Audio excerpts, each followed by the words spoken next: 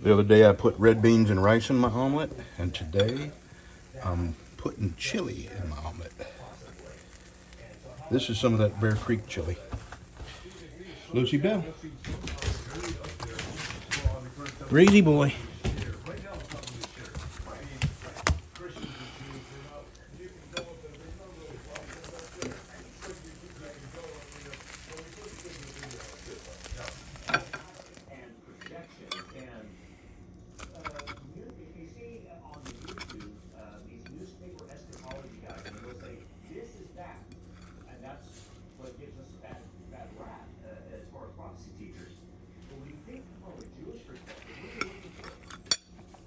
Oh, that's so good. The only thing I found that's not good in an omelet is cake. All right, we're fixing to get started. First thing I'll do, put this on the bandsaw and cut the pins off flush with the handles. And then get on my 6x48 and grind all the glue off. Glue, it's epoxy. And then route the corners, knock the corners off, and then start hand sanding, and we'll see. Because just on the nose, I used a ton of sandpaper. So this, I may not order any more of this. We'll see if this turns out to be, spectacular. I will, but based on just the amount of work to get the nose sanded, it's going to take a lot of sandpaper to get these sanded. So we'll see. We'll be back in a little bit. Alrighty, I got it cleaned up. Now I'm gonna put it on the router and round those edges off. Put it on my big belt grinder. I already put it on the 6x48. I'm gonna round the edges off, and then I put it on my 2x42 and kind of dress it up a little bit, and then I put it on my 1x42 and sand out some of the bigger scratches on the handle, and then it's all handwork, and it's going to be a lot of sandpaper. So I'll show you this when I get it before buffing and after sanding, and then I'll show you after buffing. So we'll see. A couple hours, maybe an hour, who knows. Okay, I said I wasn't going to show it to you until after I was done sanding, and but I just wanted to tell you that this may be the only one with these. I can't afford the sandpaper. I used a whole belt on this. This is some of the hardest handle material that I have ever used, even harder than desert ironwood, and that is some tough stuff. So this may be the one and only. Alrighty, I'm gonna have to start at 120 with a hand sanding. That's how hard this is, so I got a long way to go. All right, we'll show it to you in the right before buffing and then after buffing. Alrighty, we're fixing to go buff it. That is sanded up to 800. It feels good in the hand. I'll tell you what, I may go right to the lightest polishing compound I have, which is the white. I don't think it's going to need a whole lot of buffing. We'll see. And the thing is, if see how on the front it got really dark, I buffed it with the hardest compound I have, and then progressed to the medium, and then the lightest compound. And it won't hurt if I try the lightest compound first. And if it doesn't work, then I'll go to the hard stuff. All right. So this is before. Alrighty. It came out okay. Better than I thought. So the last two grits, 600 and 800, I sanded with water, and that was the ticket. Now I gotta set you down for a minute so I can pull this out. All right, there we go. That is a satin finish.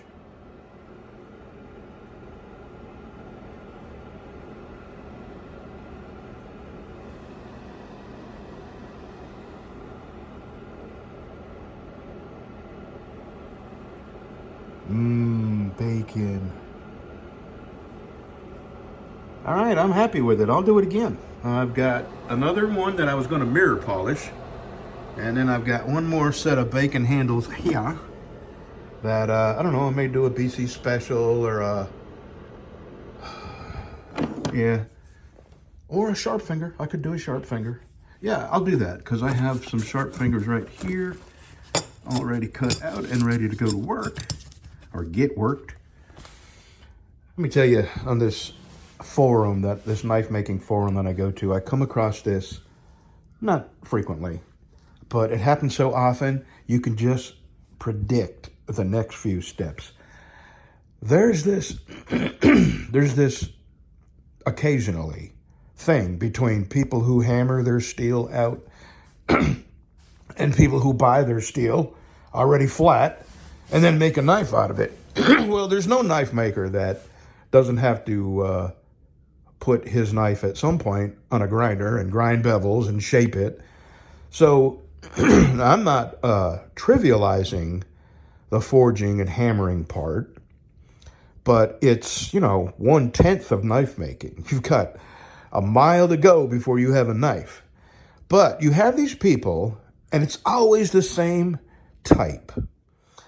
The last time this happened, it was a guy who got on this knife making forum, and I'll word it exactly. I won't word it verbatim because honestly I can't remember, but his comment was that only real knife makers hammer their steel out. And, I have a website.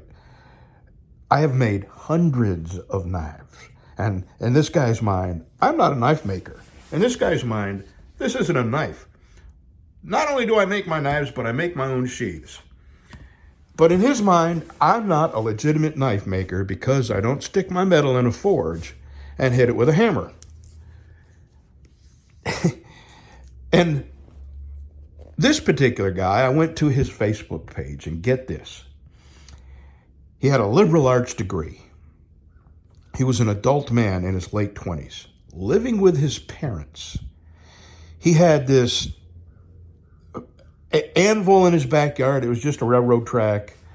He wasn't like this big-time legitimate bladesmith that you see on Forged in Fire. He was just some kid. I say kid, but he was in his late 20s. He had a liberal arts degree, a ton of debt, living with his parents, and he was a server at a coffee shop, and he had made one knife. And I got to tell you, it was one of those fantasy knives that you see at gas stations. I mean, no real, purpose, but, and it was this just curved monstrosity with a handle, and the blade was it was like a sickle that you, sling blade, it was like a sling blade. Anyway, I didn't mention, his work, and I said, man, you ought to make at least 2 or 3 knives before you come call people who are making knives and have been for a decade, not knife makers. Anyway, everybody piled on and said, what the heck's wrong with you, kid? Come back when you've made 50 or 60 knives and you can tell us about what a knife maker you are.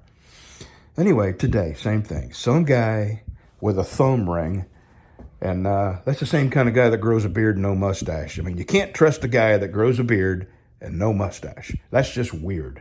And thumb rings. What adult man wears a thumb ring? Anyway, same thing. And and they word it, or they call it passive-aggressive type wording. They word it like a question, but they're actually intending to insult everyone who doesn't stick metal in a forge and beat it with a hammer before they turn it into a knife. So his question was, I have always been of the opinion that people who make knives without forging them are not real knife makers. What do y'all think? And then, there's already 1,000 replies, and a lot of the replies are from people who forge their knives. And most of them say, man, I do both. Whatever fits the need of the knife I want to make is what I do. And I don't. Well, anyway, I went to his Facebook page. He's got a picture of a knife that looks like, a 6th grader made it in shop. I mean, it is so juvenile. It's childish. It hardly even looks like a knife. It's absolute junk. And he's only made like 2 or 3 knives, and they all looked like that, juvenile, childish. It's not work that you would put on your Facebook page until you got a little better. I mean, it was pure junk. And these are always the types of people that seem to come to these forging, knife-making forums and insult people who make knives their own way or differently than him. It's always the same people. People have been swinging a hammer for a month, made 2 knives, and then they're going to insult everyone else who's been making knives for a decade and selling them or giving them away as gifts and enjoying their hobby and not making fun of other people. And, even when somebody puts a picture of a knife up that is in need of further refinement, I always say something positive, uplifting, encouraging. I mean, that's why you go there. You want advice. You want people to say, hey, nice work, I can tell you how to solve that problem with a little halo around the pins. And I've done that politely. Say, hey, I see the halo around your pins, and I had the same problem. Let me tell you how I got around that. And then I tell them that I buy a slightly oversized ream instead of wallowing out the holes so I can hammer a pin through it. You drill your holes, and then you ream the hole slightly over. And it solves the epoxy halo around your pins. You see, I don't have that anymore because I have a reamer. And I ream these holes out, and I have no problem putting my pins in. And the steel, I have a larger reamer that I ream the holes out, so it gives it slack, and with a little tap on a hammer, you can hammer these in. Anyway, and that's what people go there for. Share their work, share their secrets and tips, and let people ask questions. Hey, how did you do that? That's a beautiful knife. I really want to get to that point. And that's where I'm at most of the time. I see knives and I ask them, man, I love that handle. What is it? Where'd you get it? How do you do that technique on your blade? And then these guys come around and try to insult everyone. It's just funny. At this point, it's funny because you know what to expect in the comment section. Well, I did something I don't usually do. I went to my Facebook page, grabbed a picture, and I went to his Facebook page, grabbed a picture of his knife, and I put them side by side. I said, which one of these knives would you think was made by a knife maker? Yours or mine? And he said, well, clearly yours. I said, well, I'm a knife maker. I don't hammer my steel out in a forge. So what is your problem with my knife? Anyway, I don't usually bother, but I just had some time this morning. All right, I'm going to go to the house. I don't know what I'm going to do next. I may go ahead and start working on this. Since now I know the trick, you really got to sand, and you can't skip grits. I started at 120.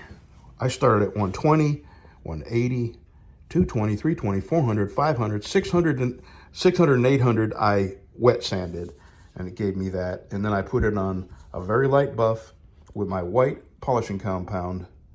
And yeah, that's what it looks like. And it still looks like bacon. Okay, 150 if you want it. Let me know. bctruck@gmail.com. Sorry I went on like that, 9 minutes, but people are weird, man.